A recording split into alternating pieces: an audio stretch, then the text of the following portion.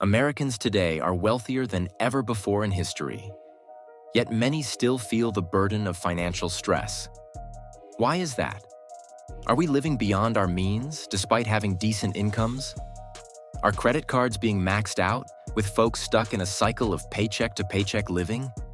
Are we setting aside anything for the unexpected? And most importantly, is it possible to achieve financial stability even with a modest income? Can everyday people dip their toes into the stock market without getting burned? These questions are the foundation of what we call financial literacy. When we talk about financial literacy, we're diving into a handful of crucial categories. It's not just about earning or spending. It's about understanding the everyday basics. It's about debt, what it means to owe on a credit card, a mortgage, or a car payment. It's about understanding how money flows in and out of your life, mastering budgeting, and ensuring you're always in control. Sure, this might sound simple, but if it were, everyone would be doing it right. If you're not on top of your finances, you're going to worry. Worry about retirement, meeting your goals, or even just covering the bills. So, where does it all start? It starts with income, the money you bring in. And here's a tip. Leverage the law of comparative advantage. Identify what you're really good at and what others value. That's where your real earning power lies. You don't have to be a business owner to think like one. Even if you're working an entry-level job, ask yourself, how can I add more value? Are you outworking your peers? Being the first in, the last out? Staying focused while others are distracted? That's how you set yourself apart.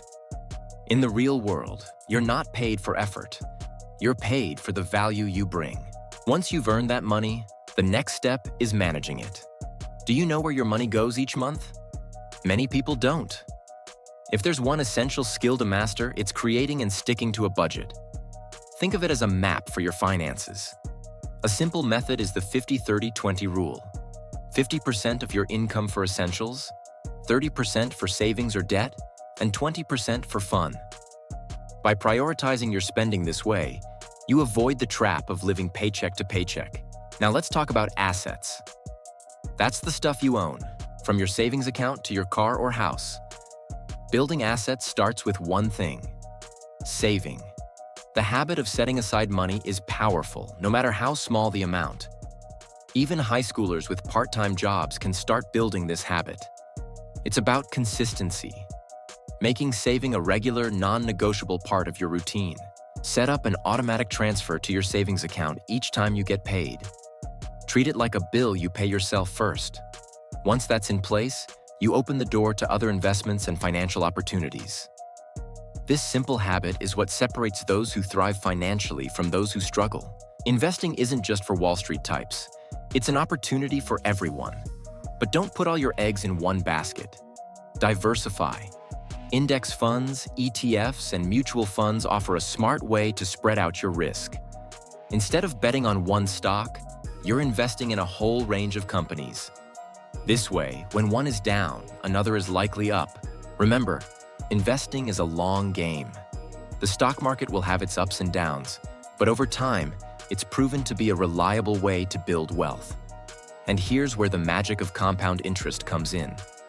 Albert Einstein called it the most powerful force in the universe. And for good reason. But just as compounding can work for you, it can also work against you when it comes to debt. Credit is everywhere. And while it can be helpful, like for buying a house or investing in your education, it can be dangerous when used for things that lose value quickly, like eating out or shopping sprees. The difference between good debt and bad debt is crucial. Good debt helps you acquire assets that increase in value or contribute to your income. Bad debt leaves you paying for things long gone. Credit card debt, in particular, is a trap that can rob you of financial security and peace of mind. If you want to avoid the stress and anxiety of debt, prioritize paying off credit cards and avoid using them for non-essential expenses. Once you fall into the cycle of making only minimum payments, it's tough to escape, and it can feel like you're always behind, no matter how much you earn. The truth is, talking about money can feel intimidating, but avoiding the conversation doesn't make the problem disappear. Embrace learning about personal finance, share your journey, and ask questions. That's how you grow. You don't need a fortune to be financially secure. You need a plan, discipline, and the willingness to stick to it. Financial literacy isn't just about understanding numbers. It's about creating a lifestyle that lets you live freely without being weighed down by financial worries. Start today, make a plan, and stay committed. Your future self will look back and thank you for the effort you put in now. Subscribe.